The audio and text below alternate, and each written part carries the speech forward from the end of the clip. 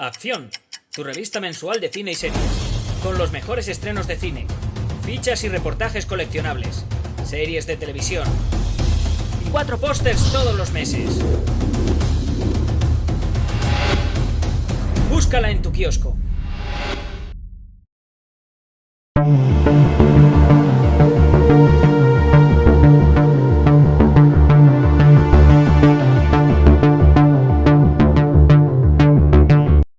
Muy buenas, don Iván CV, ¿qué tal? Vamos a hablar de la película que has pedido de Videocrítica, Grupo 7, aquí tenemos las chuletas. Aunque tengo que decir que no ha hecho falta mucha chuleta, he vuelto a ver la película otra vez, pero confieso que me la sé casi de memoria porque es una de mis favoritas.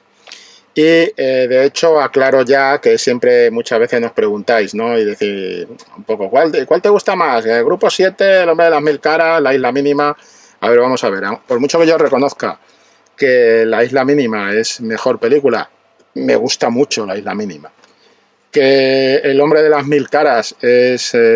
no, decir mejor película queda un poco mal, Iván, casi. Yo diría que más que mejor película, bueno, que son películas más completas, si se quiere, a lo mejor y demás, pero no me parece muy justo, ¿no? Las tres son del mismo director y creo que Alberto Rodríguez trabaja como un auténtico genio del género de intriga, policíaco, en distintos palos del mismo. Todo hay que decirlo, porque digo que es injusto porque son tres películas completamente distintas. Cuando ponemos Grupo 7, ponemos La isla mínima, ponemos El hombre de las mil caras, estamos hablando dentro de un contexto, bueno, de cine de intriga, de cine, si se quiere, de temática más o menos policial. El tema del hombre de las mil caras, que tiene más un entramado más, si se quiere, como de corrupción, que la acerca más al mundo casi del espionaje, por decirlo así, entre comillas, por buscar un poco la clasificación genérica, ¿no? Y el tema de La isla mínima pues entra más en una dinámica que a mí me recuerda más, por ejemplo, la serie más en la línea de True Detective, por ejemplo. Y no por ese plano cenital de principio, que además lo tenía Rodríguez planteado mucho antes de True Detective, o sea que no fue en absoluto copia ni mimetismo ni nada de esto. Pero Grupo 7 es el tipo de película policíaca que a mí me gusta más. Entonces, a mí me gusta Grupo 7, independientemente de que cuando nos preguntéis en los directos muchas veces nos ponéis entre la espada y la pared y decís, ¿cuál es mejor? Tal, cual. Pues a veces hay diferencias, ¿no? Y una cosa es la objetividad, desde la objetividad, y desde mi subjetividad yo te digo que a mí de las tres disfruto mucho con Grupo 7 y por eso me la sé casi de memoria, ¿no? Porque me gusta mucho también cómo están, los actores están geniales siempre con este director. Este director sabe que tienen los actores un puntal principal, pero más allá del trabajo excelente de dirección de actores de Alberto Rodríguez, es que los actores están geniales. Es que en Grupo 7 el tema de muy guapo el niño, ese momento, el primer momento en la barra del bar, con Antonio de la Torre y con Mario Casas, y cuando el personaje de Mario Casas... Bueno, voy a hacer avisos antes de que la liemos. Esto es un vídeo con spoilers, porque Iván CV evidentemente se ha visto la película y por eso la pide y por eso le apetece que hablemos de ella. Así que es un vídeo con spoilers, desde ya. Segundo tema es un vídeo de la revista Acción, una revista que podéis conseguir, que está en edición en papel, es una revista mensual y que podéis conseguir en los kioscos y que también podéis conseguir en el enlace que os van a poner aquí abajo. Si os gusta el vídeo podéis darle a like y por supuesto os podéis suscribir a este canal. Y además ya sabéis que tenemos un canal premium para la gente que quiera respaldar, digamos, a la revista, al medio, al canal Acción, pues con contenidos especiales que podéis conseguir y que también os saldrá el aviso aquí.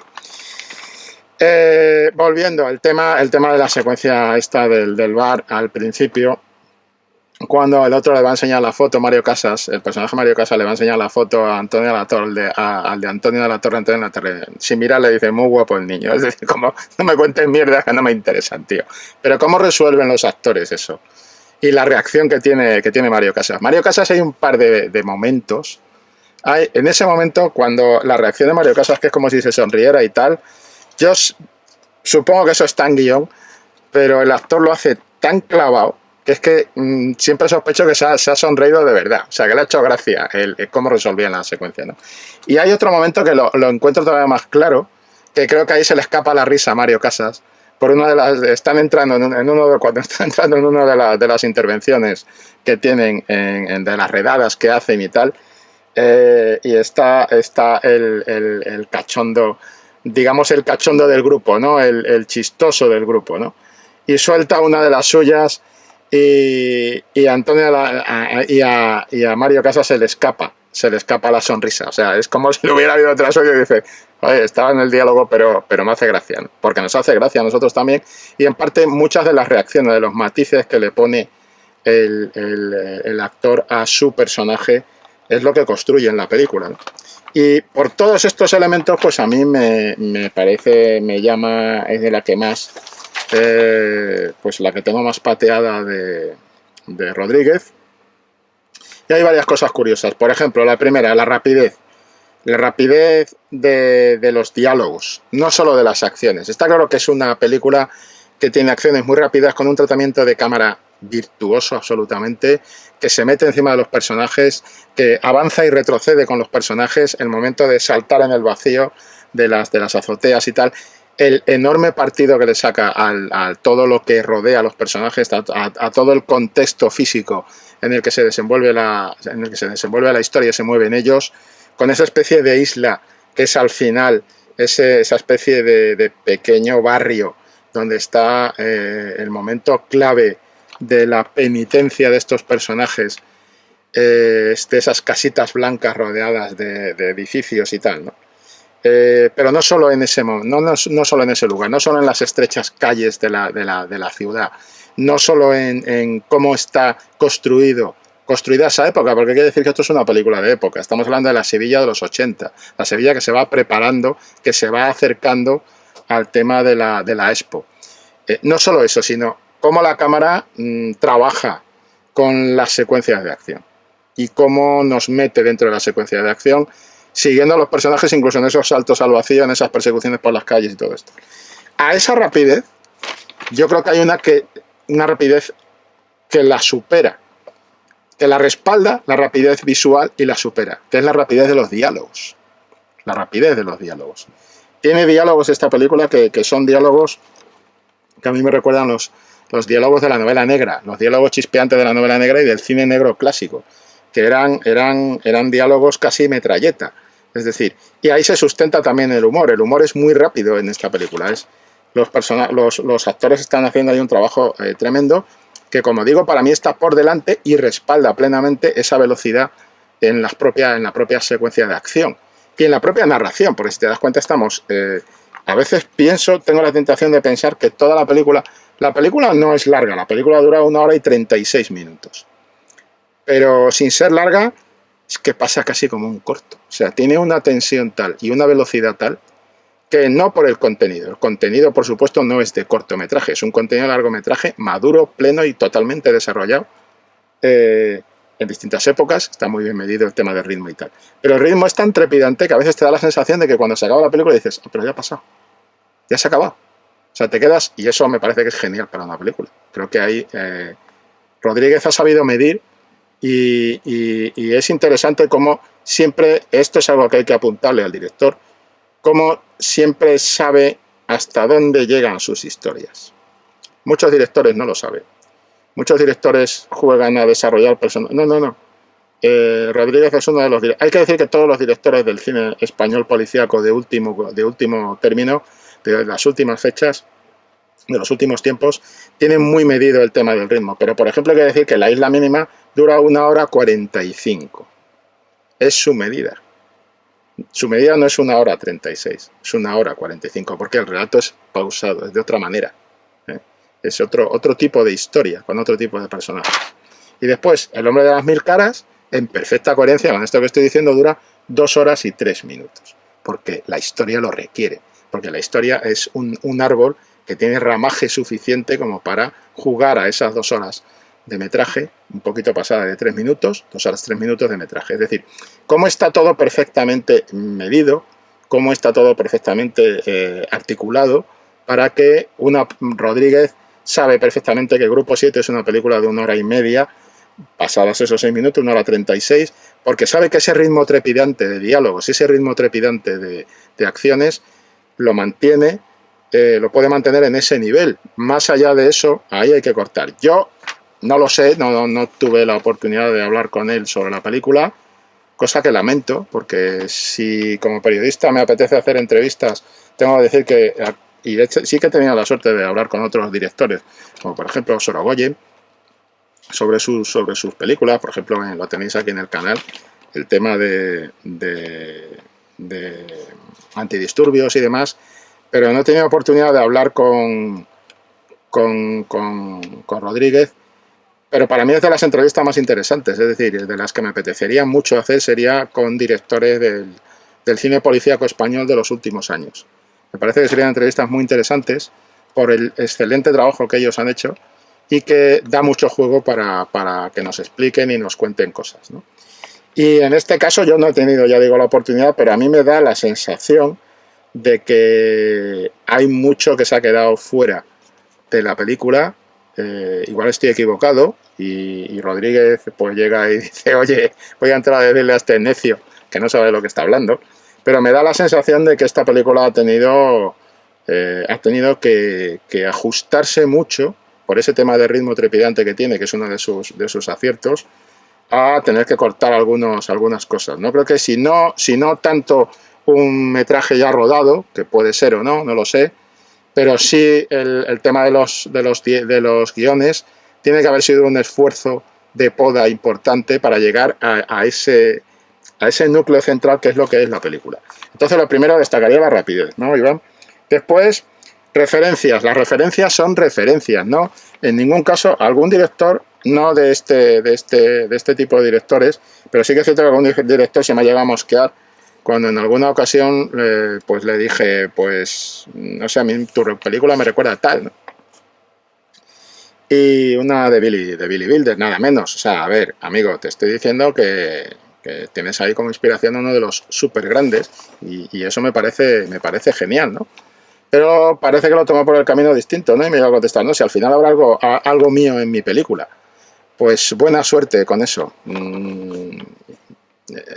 Creo que a estas alturas todos tenemos influencias, todos hemos sido influidos por las películas que vemos, las novelas que leemos, los libros que consultamos, y no me parece nada malo, películas o series, no me parece nada malo que esas influencias se manifiesten y conduzcan a otro trabajo creativo que siempre va a ser propio del director, porque además estamos hablando de un director que tiene mucha firma y que es un director muy, muy potente y que tiene suficiente personalidad como para imponer su personalidad a la película. Yo no estaba hablando de que estuviera haciendo clonado o copieteo o falta de inspiración, pero me lo tomó por donde no era y bueno, oye, pues encantado de habernos conocido y tal, tampoco pasa nada.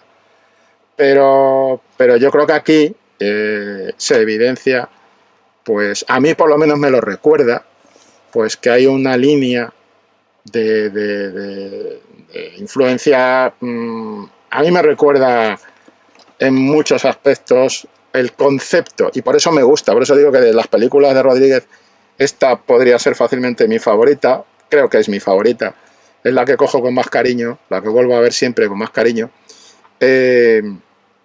Me recuerda a Friends Connection, me recuerda el ritmo de Friends Connection, pero me recuerda otras. Cuando al principio empiezan a perseguir a los tíos por esos descampados, por esas calles, por esas azoteas, a mí me está recordando mucho a Friends Connection.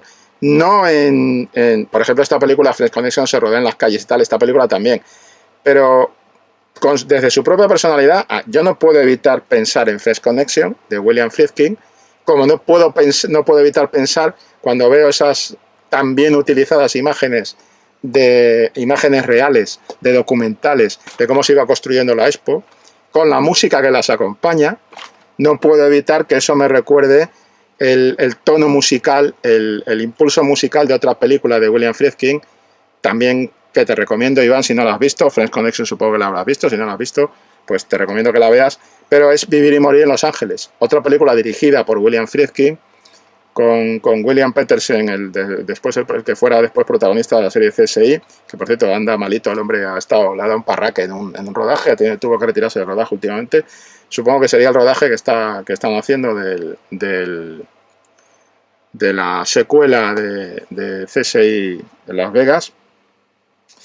El hombre se sintió mal y se tuvo que retirar. Bueno, pues William Petersen, protagonista de Vivir y morir en Los Ángeles, me recuerda mucho, ¿no? El personaje de Mario Casas, lo que hace el personaje de Mario Casas la música, de cómo se muestra la ciudad con esa música tan carismática, de un tono que le pone presión a los personajes, cómo está articulada esa música y esas imágenes de archivo, de documental, de reportaje, de la construcción de la Expo, cómo presionan a los personajes a una fecha que te van poniendo los años ahí.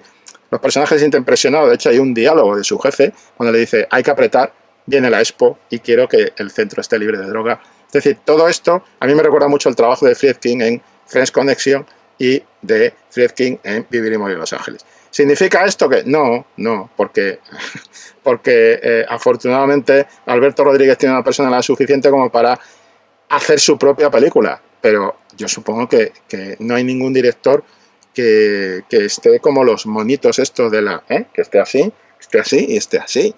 Los directores, como los escritores, como los periodistas, ven cosas y a veces dicen, pues tengo que hacer este tipo de historia o me interesa hacer este tipo de historia y quieras que no sacan de su propia memoria y tal. Pero digo, yo no he hablado con Rodríguez sobre este tema y por lo tanto es algo que yo te planteo a ti más como espectador que como un análisis, como análisis sí, pero más que una información. No estoy diciendo, Alberto Rodríguez se inspiró en Friends Connection y en Vivir y Morir en Los Ángeles de William Friedkin, no estoy diciendo eso, sí estoy diciendo que a mí me recuerda a esas dos películas por una serie de tratamientos, por un trabajo con el personaje de Mario Casas muy William Petersen en Vivir y Morir en Los Ángeles, en fin, y un poco también por el argumento. Estamos hablando de películas donde se trabaja con la droga y hay que decir que son ilustrísimos antecedentes, porque Friends Connection cambia el concepto del cine policíaco, aunque sea en Estados Unidos, pero cambia el concepto del cine policíaco. Me parecen dos muy ilustres antecedentes para citar, en este caso, desde el punto de vista del análisis, ¿vale? Y a ti te los recomiendo como espectador. Esas dos películas pueden ser interesantes. Después, ¿qué más? Pues la construcción del guión ya lo hemos dicho, ¿no? Aquí yo veo que hay una articulación muy clara en el núcleo protagonista. Evidentemente hay dos protagonistas.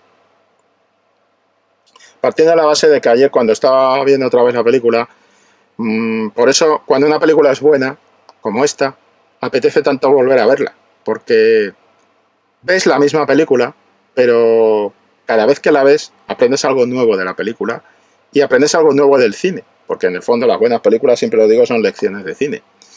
Y en este caso, pues está claro que hay un protagonismo muy evidente que salta desde el primer visionado, que es el de los personajes de Antonio de la Torre y de Mario Casas. Y está claro que hay una corriente argumental, si se quiere, o temática, que es la amistad de estos dos tipos, o si se quiere, no sé si llamarlo amistad, el vínculo que se establece entre estos dos tipos y cómo evoluciona en un arco de desarrollo muy interesante la amistad o el vínculo de lealtad profesional, si se quiere, de estos dos tipos, ¿no? Cómo hay una situación ahí que me parece central, o sea, ellos dos son los protagonistas, pero junto a ellos tienen a dos personajes más, y entonces se establece una estructura muy interesante casi como una X, ¿no? Y fíjate, te voy a no solo hacerlo en las videocríticas, pero sí quiero hacerlo aquí. Vamos a ver si no me cargo y tengo que volver a empezar, espero que no.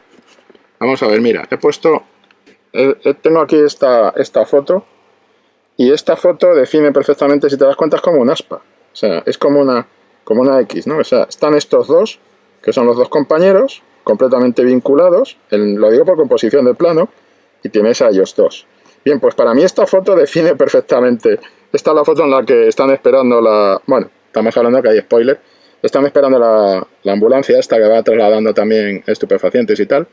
Y curiosamente, si te das cuenta, aquí se define perfectamente cómo es la distancia que se va, el arco, cómo se va alargando la distancia entre ellos dos, los dos protagonistas, Antonio de la Torre y Mario Casas, y cómo estos otros dos personajes, dos actores geniales, por cierto, este es un poco el contrapunto cómico, pero tiene un punto dramático, es genial el guión en eso, y le da un juego al actor para trabajar muy importante.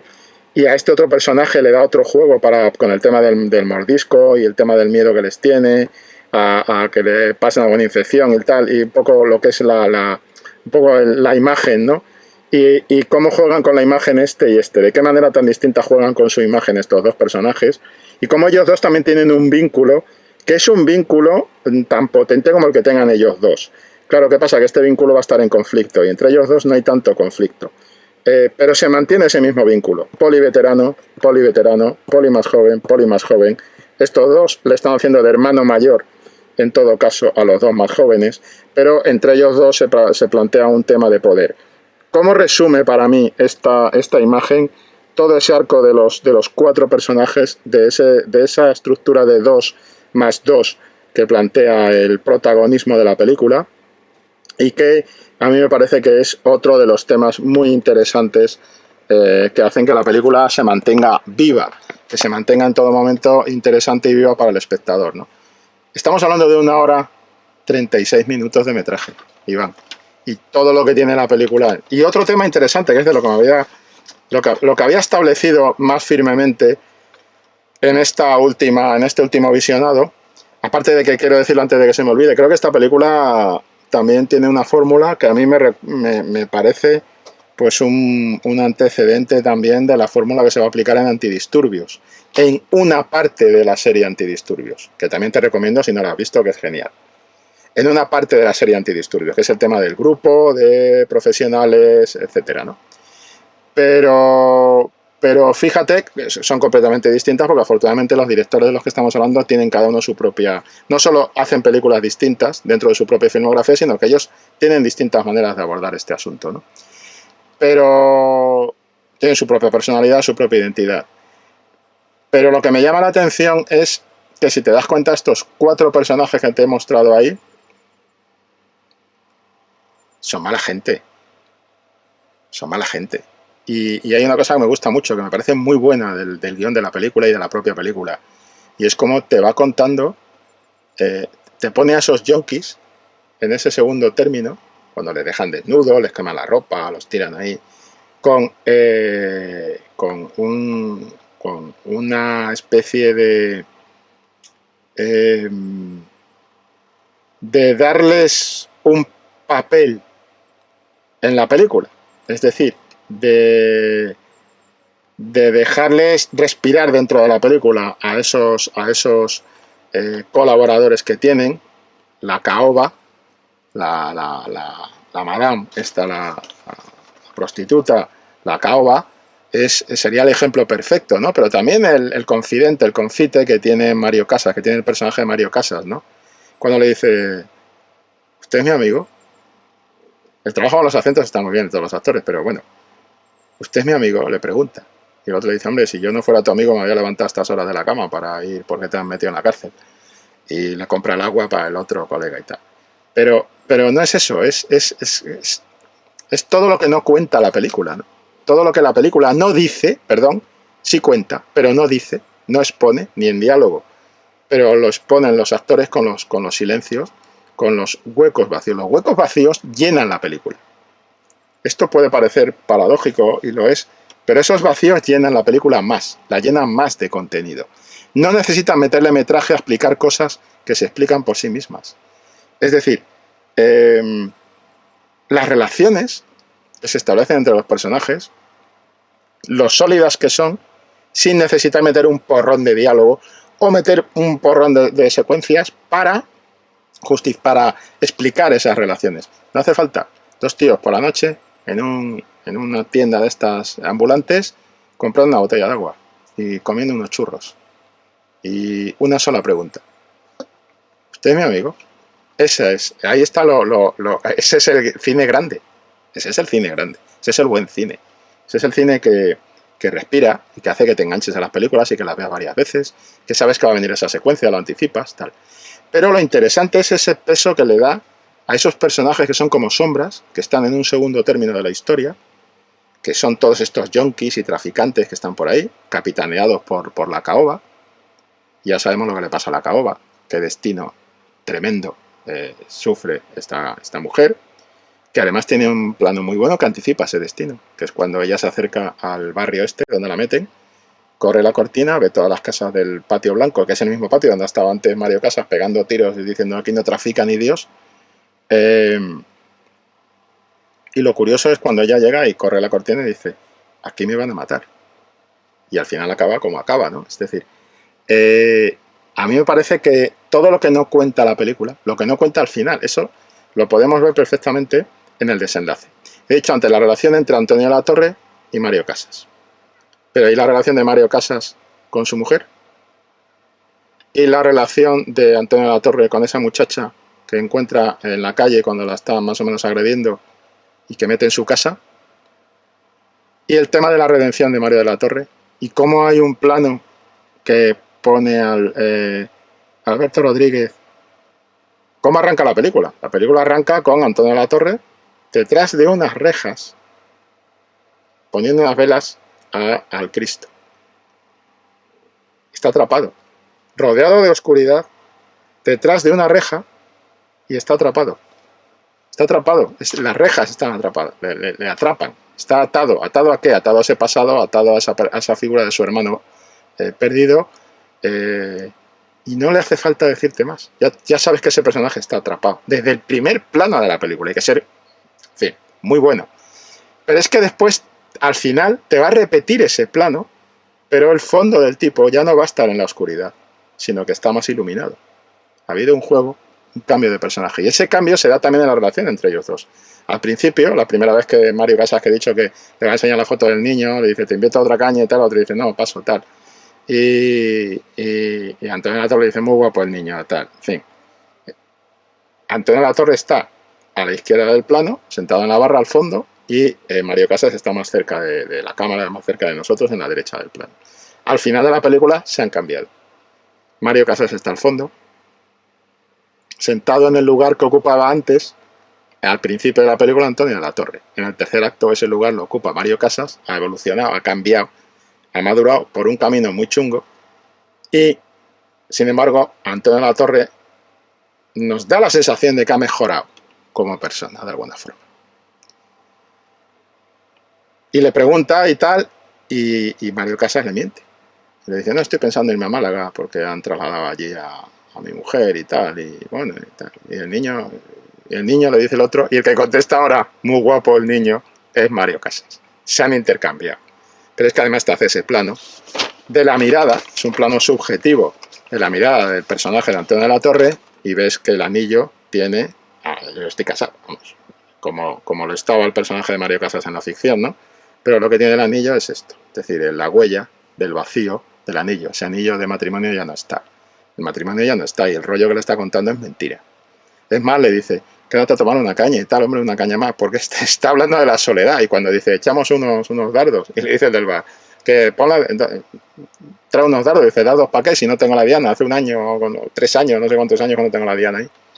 Entonces, ¿cómo ha cambiado la vida? ¿Cómo han cambiado ellos? Te lo está explicando con nada.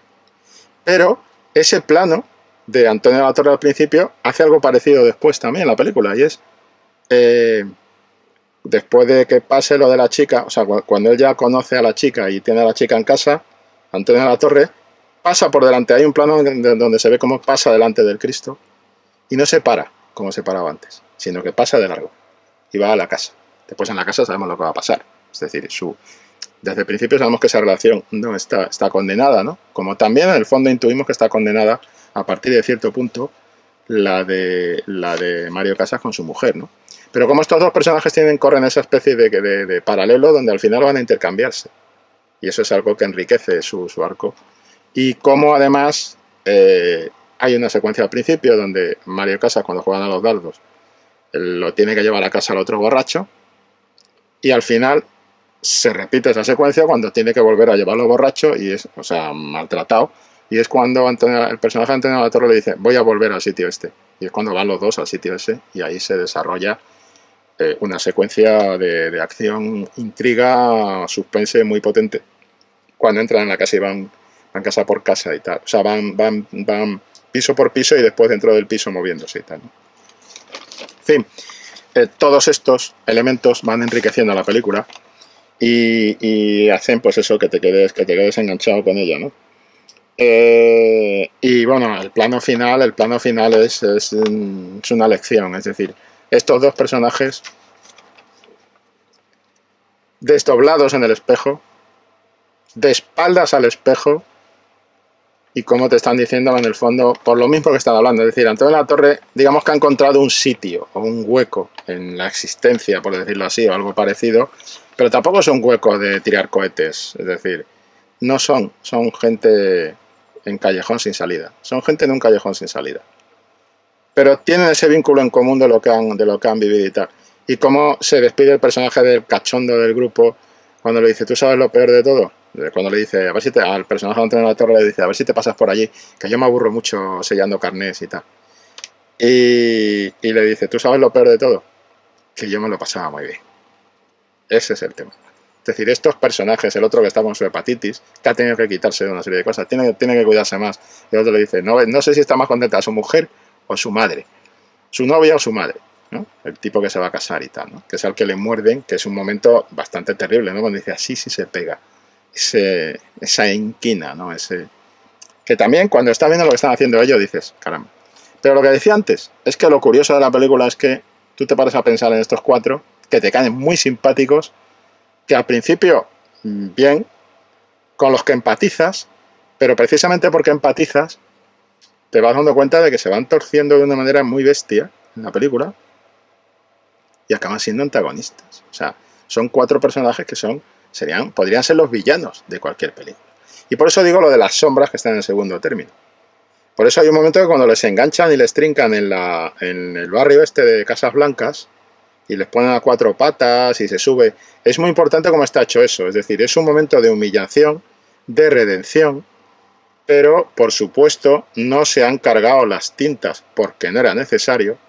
No se han cargado las tintas en que esa humillación y ese momento, no de redención, perdón, me he equivocado de palabra, es penitencia. Ese momento de penitencia de estos personajes esté potente y esté presente en la historia. Pero no se ha abusado de ellos, porque eso es muy inteligente, hemos empatizado mucho con ellos. Y aún así hay momentos tremendos. El momento del perro en llamas, ese momento es bestial. O sea, porque además está muy bien pensado y muy bien desarrollado. Y el otro está ahí, que venga, yo te pongo los azules y tal, con su hijo y tal. Claro, tú estás esperando que el perro ladra, que algo pase fuera, hay un niño en el plano, en la secuencia, y dices, cuidado, que hay un crío, siempre tenemos ese instinto gregario, ¿no? Y tal, pero no, es el perro que vuelve en llamas, el pobre animal, maltratado a lo bestia, que en la película no se le maltrata, ojo, que todo esto hay que decirlo, que esto está currado con sus efectos y tal, ¿no? Pero el pobre bicho, pues en llamas, te deja su momento de violencia.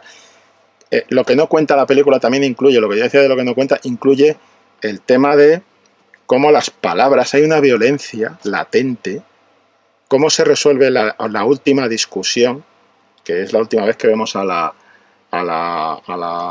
mujer ahí me acuesta, a la mujer del personaje de Mario Casas, cómo te resuelve esa discusión casi sin palabras, o sea, con una tensión. Cuando Mario Casas se da la vuelta es la despedida. Esos dos personajes no los vamos a volver a ver juntos. Ahí se empieza a romper su matrimonio. Es muy curioso que llevan los dos el mismo tipo de ropa y tal, y de todo, pero ahí se empieza a romper el matrimonio. Esa es su despedida, es el adiós. Ahí se acabó. Por eso después tenemos la huella del anillo, ¿no? Que no está. Y también te habla con ese diálogo final donde él se inventa todo lo de Málaga y tal, te habla de que él no ha superado esa ruptura. O sea, el personaje de Mario Casas no ha superado esa ruptura de su matrimonio y esa separación, divorcio o lo que sea. Pero no te hace falta que te lo cuente, te lo está diciendo, tú lo deduces como espectador. Todo lo que no cuenta y toda esa violencia que hay como latente y subterránea entre los diálogos de los personajes, ¿no? La relación tan bestia que tiene el personaje del tipo más bromista del grupo con la caoba. Esa relación donde se cruza incluso una bofetada, que tú dices, y después salen los dos riéndose, esa relación relaciones muy tensas, ¿no? Que entre ellos se van haciendo cada vez más tensas, lógicamente, y cuando llega el tema del liderato y todo esto, es aún peor, ¿no? Pero lo que quiero decir, como estos tíos pegan palizas, son muy brutales en sus acciones, y a medida que la película va avanzando son cada vez más brutales. Así que ese momento final de penitencia, es en ese tercer acto, cuando entran en el barrio este de Casas Blancas y los ponen, les quitan la ropa, que no hacen más que hacer lo mismo que han hecho ellos antes, y les ponen a Mario Casas a 4 patas y a los demás a desfilar de rodillas, el tema de la penitencia, la Semana Santa y todo este lío está ahí presente, ¿no? Cómo van de rodillas los penitentes, no les hace falta no le hace falta forzar a la película esto. Y muy importante cómo está hecho, porque sí, les quitan la ropa, les ponen a Mario Casas, le ponen a 4 patas como a tu perro, le dicen, y eso es muy, muy denigrante y muy humillante, pero hay un niño que se sube encima de Mario Casas, es decir, meter ahí un niño en ese plano y tal, implica desarmar, o sea, otro director hubiera tenido la tentación de decir, aquí voy a subir para que estos personajes realmente sufran y tal. No, si los personajes ya están sufriendo. Es más, uno de ellos va a ser mordido por ese tipo al que le tenía miedo. Le decía, no me toques, porque durante toda la película este me está obsesionando, no me toques, y aquello que teme es lo que le pasa. Es decir, otro llega, le muerde en el brazo y le dice, así sí se pega. Y entonces y de hecho el hombre acaba con hepatitis, ¿no? Es muy brutal todo, pero sin necesidad de mostrar algo que sería muy obvio, ¿no? O sea, necesita que nosotros veamos esa humillación. ¿Y cómo acaba eso? Porque date cuenta, Iván, que esto da la vuelta con el coche y se llevan por delante a 3 o 4, que las atropellan ahí a lo bestia, ¿no?